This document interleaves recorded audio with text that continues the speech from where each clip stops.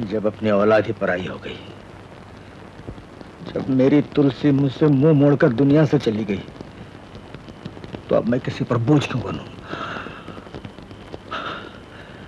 मेरी जिंदगी में अब रखा ही क्या है?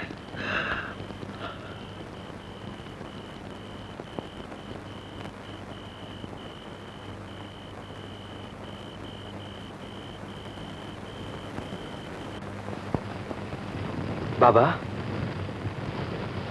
बाबा, दिनू काका!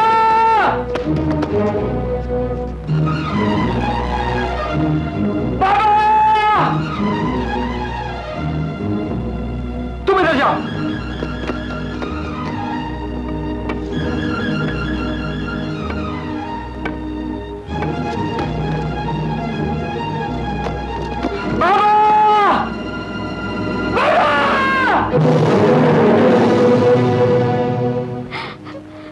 मैं कितनी बदनसीब हूँ, आखिरी बार एक नजर देख भी न सकी।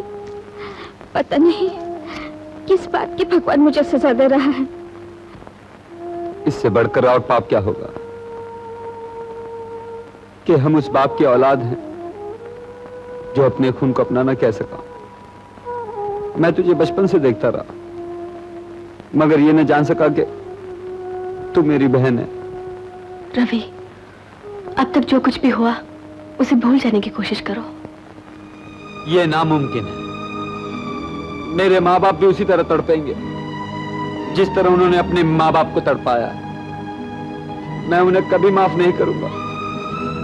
जब खुद उन पर बीतेगी तब उन्हें अपनी करतूतों का एहसास होगा। जब तक कांटा अपने पांव में न लगे उसके दर्द का अंदाजा लगाना मुश्किल है। करेक्ट। लेकिन जब आप बड़ों को सबक सिखाने जाएंगे तो क्या होगा? No, don't tell me. Daddy, ये मजाक का वक्त नहीं है। अब आप ये बताइए कि आगे क्या किया जाए? ये नक्शे है जवानी के, बिना सोचे समझे बोलने लगी। विटनेस, तुम्हारे नाना की वसीयत किसने तैयार की थी? Don't tell me. मैंने। उन्हें अपनी बेटी लता यानी कि तुम्हारी माँ पर बिल्कुल भरोसा नहीं था। उनका ख्याल था कि उनके बाद तुम्हारी माँ ऐशो आराम में सारी जायदाद फूंक देगी। इसलिए उन्होंने वसीयत में क्या लिख दिया? No, don't tell me. ये लिख दिया कि जायदाद की मालिक उनकी बेटी नहीं बल्कि बेटी की औलाद हो। Now witness, लता की इकलौती औलाद कौन है? Now tell me. Ravi. Ravi. इसका मतलब क्या हुआ? Don't tell me. मतलब यह है कि रवि के माँ बाप रवि के शिकंजे में हैं। करेक्ट। कैसे? Don't tell me. वसीयत की वजह से।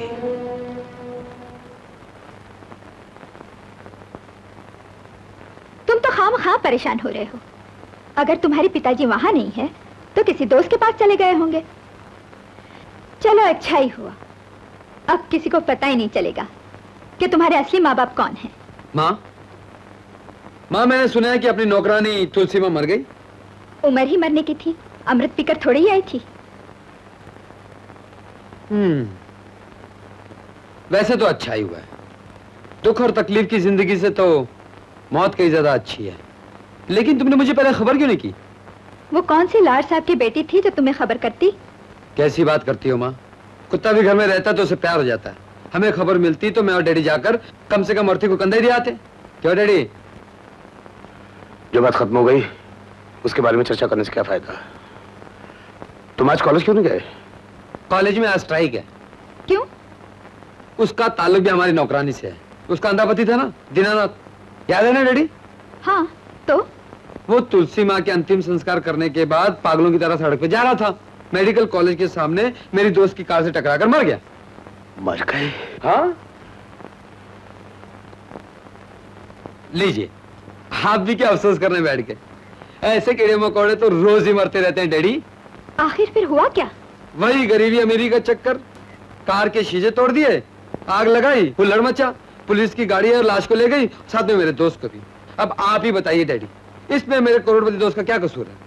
सच पूछो माँ, इस मुल्क की तमाम मुसीबतें इन गरीब लोगों की वजह से है। मेरा बस चले तो इन कमबख्त गरीबों को एक जगह इकट्ठा करके ऊपर से एटम बम डाल दो, किस्सा खत्म। क्यों माँ? रवि, आजकल तुम बहुत ज्यादा बातें करने लगे हो। इसमें मेरा क्या कसूर है माँ? डैडी ने कॉलेज के बारे में पूछा इसलिए बता दिया। अच्छा मैं चलता हूँ, जाकर दोस्त की जमानत भी देनी है। ओहो, आइए आइए आत्माराम जी। आत्मा को तो तुमने परमात्मा याद दिला दिया, ऐसी क्या बात है, क्यों ऐसा कर रहे हैं आप? तो ये भी मुझे बताना पड़ेगा? बताते रहे ना, बैठिए आइए। अरे क्या बैठूं, तुमने तो मुझे लेटा दिया। क्यों? पहले कहते थे कि रवि 21 साल का हो जाए तो जायदाद का कुछ हिस्सा बेचकर कर चुका दूंगा। तो भाई मैंने कब इनकार किया है? आत्माराम जी, आप ऐसा कीजिए, हमारी गांधीनगर वाली कोठी के लिए कोई ग्राहक ढूंढिए। लता देवी, सिर्फ गांधीनगर वाली कोठी बेचने से काम नहीं चलेगा। 1.5 लाख रुपए आप पर पुराना कर्जा है। 20,000 रुपए आपने षष्ठी पूर्ति पर लिए, सूद मिलाकर सब 2 लाख होते हैं। आप इसकी फिक्र मत कीजिए, आपकी एक एक पाई का हिसाब चुका दिया जाएगा। ठीक है किशोर बाबू, मैं चलता हूं, लेकिन ऐसा ना हो कि मुझे कोई गलत कदम उठाना पड़े। आप फिक्र मत कीजिए। आत्माराम जी, आप जा रहे हैं ना, रास्ते में आपको दलीचंद फोटोग्राफर की दुकान मिलेगी। उससे कहना नाट्य सम्राट नटवरलाल गिरधर की षष्ठी पूर्ति के फोटोग्राफ जरा जल्दी से भेज दे। ठीक है। तुम्हारे बाप का नौकर है क्या? वो षष्ठी पूर्ति का कर्जा मांगने आया था और तुम्हें षष्ठी पूर्ति की तस्वीर उनकी पड़ी है। तस्वीरें अच्छी होंगी ना? लता, मेरे ख्याल में रवि को जायदाद और कर्ज के बारे में सब कुछ बता देना चाहिए। उसे बताने की कोई जरूरत नहीं, चुपचाप उससे दस्तखत ले लो ताकि सारी जायदाद हमारे हाथों में रहे। बिल्कुल ठीक है।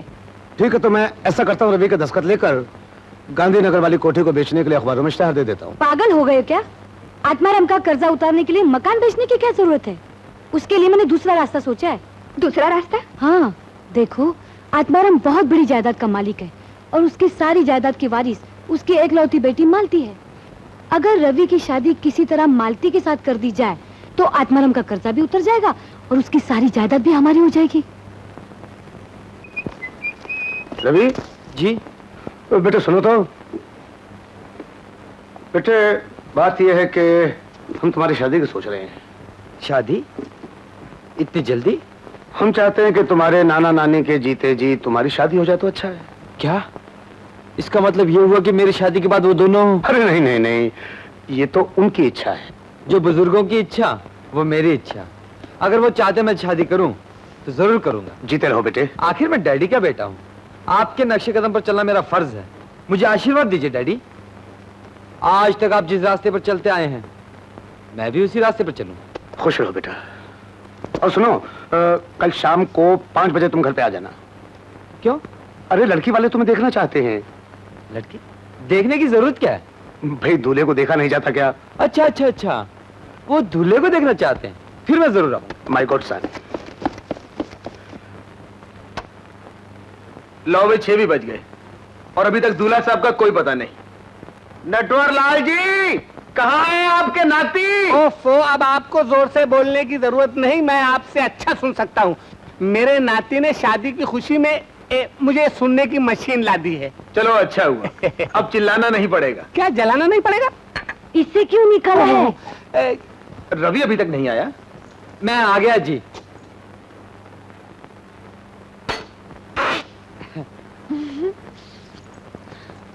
ये मेरे माता पिता हैं, ये मेरे नाना नानी हैं और ये लोग मुझे देखने आए हैं। चलो नमस्कार करो। शाबाश।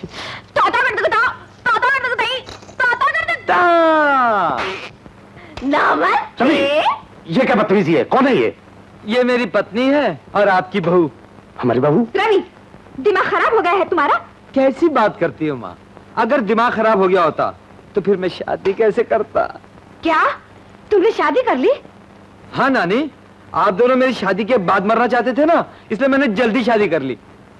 ये शादी? अच्छा होता हम तेरी शादी देखे बगैर ही मर जाते।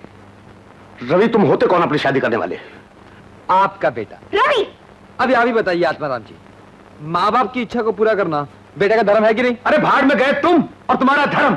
चलिए जी, बहुत हो चुकी। आत्माराम जी, घर बुलाकर आप लोगों ने जो हमें मान दिया है उसका बहुत बहुत शुक्रिया, लेकिन अब अपनी मुलाकात अदालत में होगी। और आत्माराम जी, किशोर बाबू, शादी करके कर्ज चुकाने की स्कीम तुम्हारी फेल हो गई और अब अगर तुम कर्ज चुकाने में फेल हुए तो मैं तुम्हें अदालत में ले जाने से फेल नहीं होऊंगा, समझे? चलो। अरे आत्माराम जी, आत्माराम जी, आत्माराम जी। नाना, आत्माराम को मारो गोली, आशीर्वाद देते जाओ। रवि, ये क्या तमाशा लगा रखा है तुमने? ना नाम ना खानदान उठा लिया कहीं से किसी लड़की को और बना लिया अपनी बीवी। नहीं पिताजी, इसका नाम भी है, इसका खानदान भी है। पता ना अपना नाम?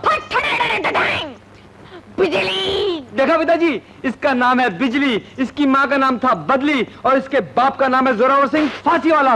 वो अपनी सेंट्रल जेल है ना, वहाँ कातिलों को फांसी लगाया करते थे, लेकिन ज्यादा दारू पीने की वजह से निकाल दिए गए। रवि, तू हद से ज्यादा बढ़ रहा है। मामी जी, मुंह क्या देख रही है? उठाकर फेंको इस लड़की को बाहर। सूखी करेला वही जमी रे, नहीं तो सारी बिजली जरा भी कड़की ना तो जलकर राख हो जाएगी। अरे कीड़े पड़ेंगे तेरे मुंह में, तू मुझे जलाकर क्या राख करेगी? चला, एक तो हमारे भोले भाले लड़के को फांस लिया, यहाँ से भाग। अरे प्लीज प्लीज, अरे माँ प्लीज, बिजली से टकराने की कोशिश मत करो, इसका गुस्सा बहुत डेंजरस है। देखो, सब झगड़ा खत्म करो, ये आपकी बहू है, इसे मान सम्मान से ऊपर ले जाओ। मान सम्मान से ऊपर ले जाऊं? मैं इसे जेल भिजवा कर रहूंगी। अभी बुलाती हूँ पुलिस। चाहे इसे घर में रखो या जेल में भिजवाओ, ये शादी टूटने वाली नहीं है, क्योंकि हमने रजिस्टर शादी की हुई है। Register marriage? फिर तो कुछ नहीं हो सकता। मामा जी, आप चुप बैठिए। मैंने कुछ नहीं बोला। क्या तुम्हारे माँ बाप मर गए थे कि जो तुमने अपनी मर्जी से शादी कर ली? ये कोई नई बात नहीं है डैडी, बहुत से बेटों ने अपने माँ बाप की पसंद की लड़की को ठुकरा कर अपनी पसंद की लड़की से शादी की, और जब माँ बाप ने एतराज किया तो उन्हें साफ साफ कह दिया कि आप हमारे लिए मर गए, आप जहन्नुम में जाइए। लेकिन मैंने तो कोई ऐसी बेअदबी नहीं की, शादी के बाद सीधा चला आपका आशीर्वाद लेने। कि कौन है तुम्हें बहकाने वाला? इतनी लंबी लंबी बातें करना तुमने कहां से सीख लिया? आपसे। अब देखिए ना डैडी, बेटा तो आप ही का हूं, आखिर मुझ में कुछ ना कुछ असर आपका तो आना ही चाहिए। हाँ, बदतमीज नालायक। ए, मेरे कसम पर हाथ उठाए ना तो कसम से बाहर मार के चटनी बना दूंगी मैं। निकल मेरे घर से, मैं तेरी सूरत भी देखना नहीं चाहती। निकल चुड़ैल। माँ, एक बार कदम इस घर से बाहर गए तो फिर वापस नहीं तो आएंगे। जान निकल, मुंह काला कर यहाँ से। जाता हूँ, अब आप लोग मेरे पाँव भी पड़ेंगे ना तो भी वापस नहीं आऊंगा। चल मेरी बिजली। रवि, तू इसके लिए अपने माँ बाप को छोड़ के जा रहा है? मैं अपनी बीवी को अपने माँ बाप से ज्यादा प्यार करता हूँ, मैं इसे एक मिनट के लिए भी नहीं छोड़ सकता। देखता हूं कब तक नहीं छोड़ोगे इसे।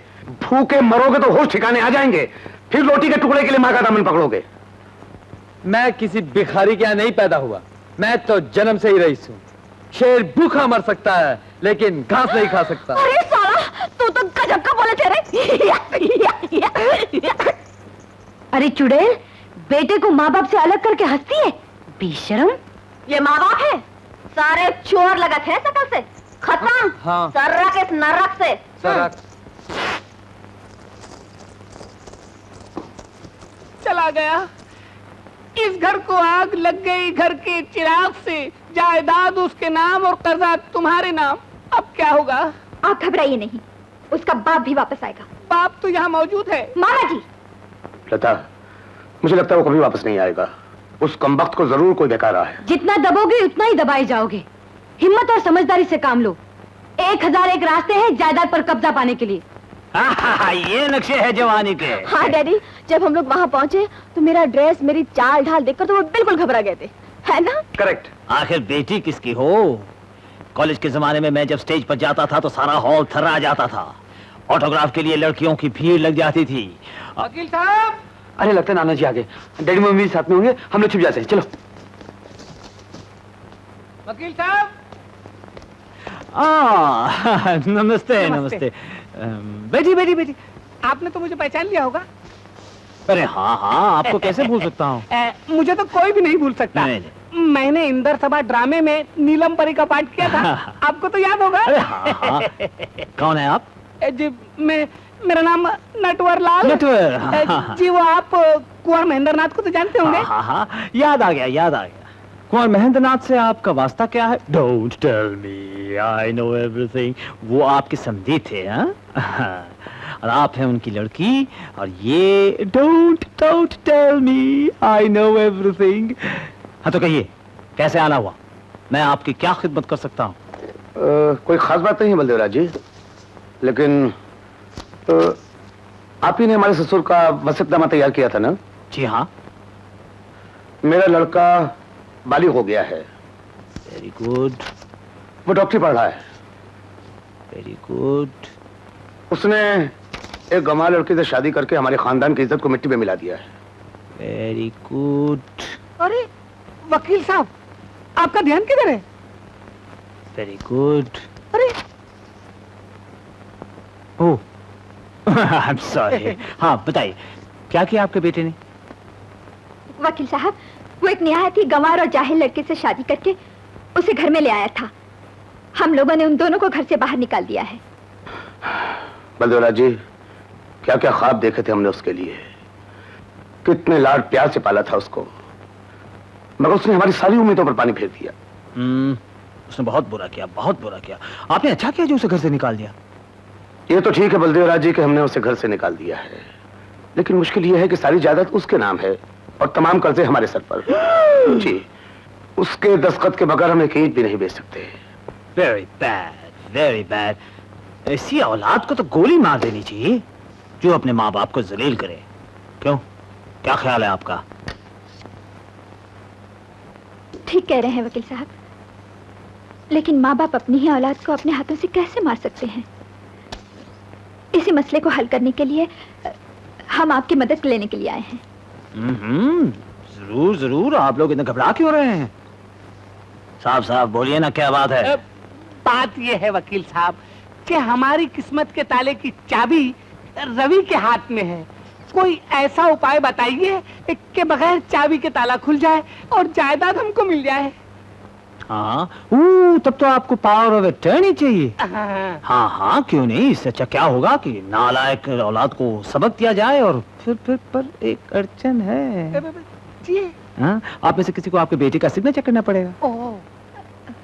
वो मामा जी कर देंगे। मामा जी कर दीजिए ना। क्या बात कर रही हो? जब से षष्ठी पूर्ति हुई है ना, ये हाथ कांपने लग गया है, सही नहीं हो सकती। तुम कर दो ना बेटा, कर दो कर दो। हाँ हाँ, ये तो और अच्छा है। लीजिए, इस पर दस्तखत कर दीजिए।